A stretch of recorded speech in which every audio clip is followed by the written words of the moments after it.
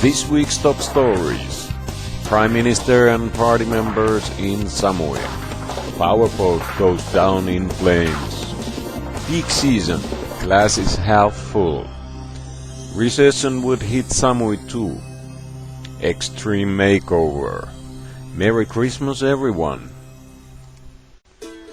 Weekend saw stepped up security action all around Samui as Prime Minister Thaugsuban and Democrat Party retreat at the helm of Imperial Boathouse at the Chongmun beach. Thailand's new cabinet lineup, the first Democrat-led government in almost 8 years, led by newly elected Prime Minister Thaugsuban,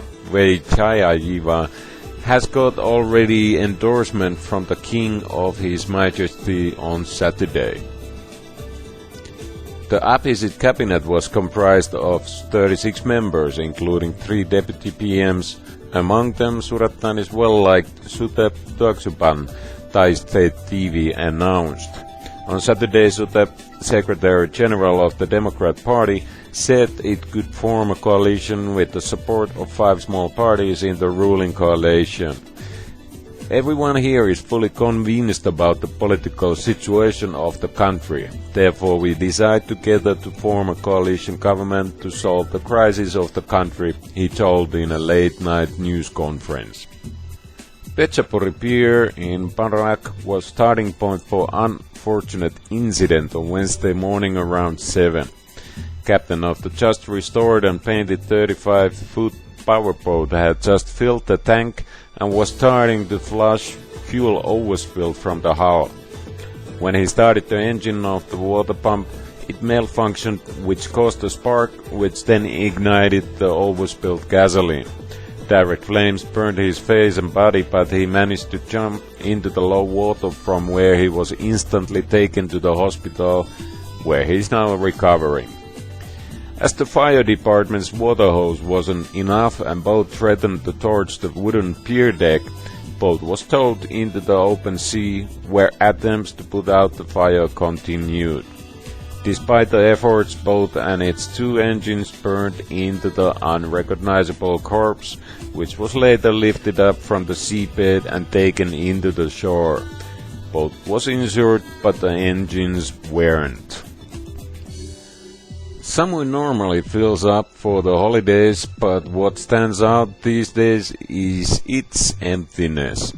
The sprawling Tonsai Bay resort, for example, where guests are shuttled around in golf carts, has reduced hours for staff and even installed lower wattage light bulbs to reduce electricity bills to cut costs amid the slowdown, said Assistant Manager John Lati Nagamadi.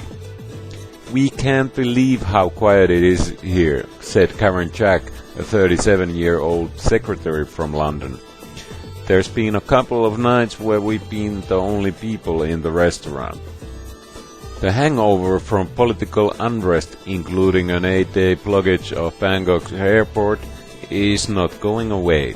Cancellations are pouring in from around the world, just as the high season is starting and the economy is slowing amid the global financial meltdown. Tourism authorities predict business will be worse next year than after the tsunami in December 2004. Airlines and luxury hotels have slashed rates, some offering 2 nights for the price of 1. High-level staff at one Bangkok hotel have taken 25% to 30% salary cuts. The slowdown could push Thailand's economy into recession. The government forecast a contraction of up to 1% in the first quarter of 2009 and 0 growth in the second quarter. Tourism brought in about $16 billion in revenue last year, about 6.5% of the country's gross domestic product. Thai hotels typically average 85% occupancy during the holidays, but many in Bangkok are less than 20% full, said Yuthaporn Renkronaza, a deputy governor at the Tourism Authority, Thailand. Her agency has devised a two-part strategy to revive Thailand's image as a laid-back paradise. First, a big apology. The tourism authority is compiling a list of email addresses of stranded passengers collected from airlines and hotels. It plans to send a message to express our regrets, Yuthaporn said. Second, big discounts. The authority has asked hotels and airlines to reduce high season rates and fares.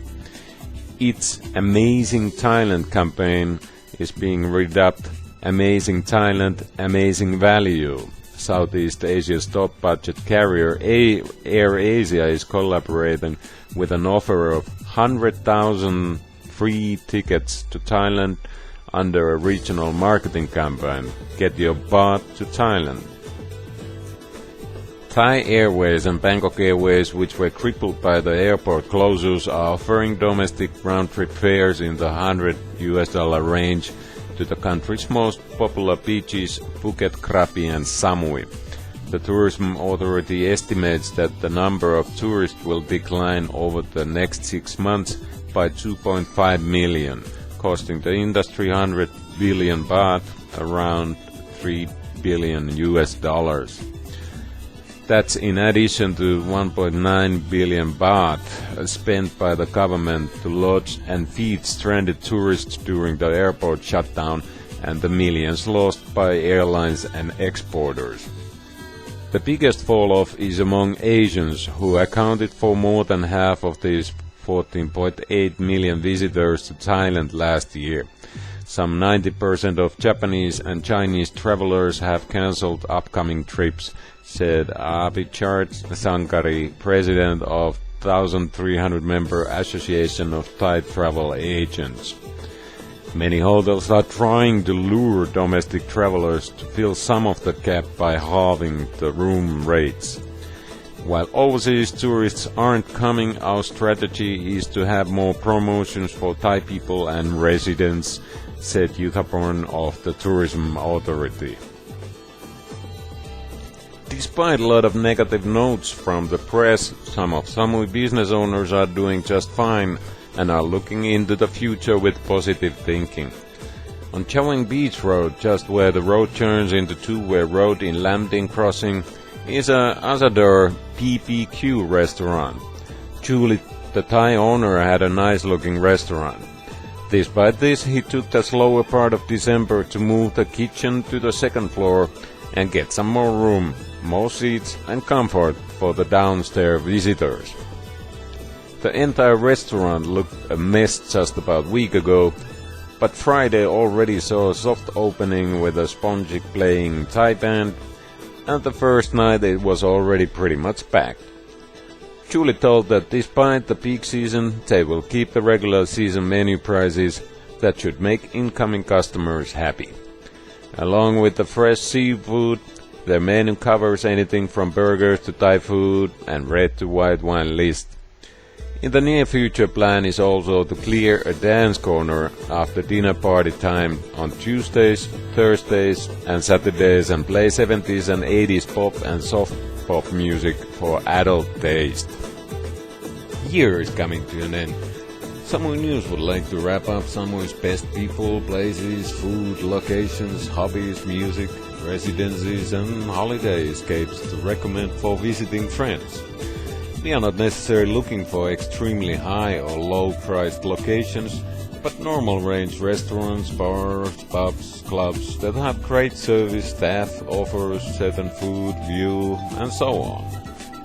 As a habitant and business proprietor of the Samui, you have a great chance to influence and recommend places or people to be on this special production coming out first quarter of 2009.